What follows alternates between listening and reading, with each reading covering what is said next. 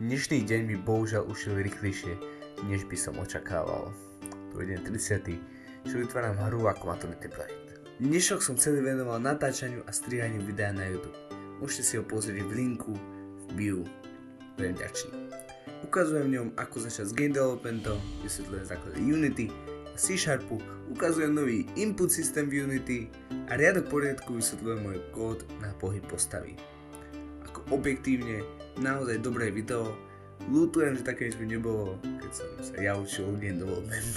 Okrem toho som dnes znova upravoval kódy, je to predsa 25 skriptov, to je dokopy 4000 až 5000 riadkov kódu, takže...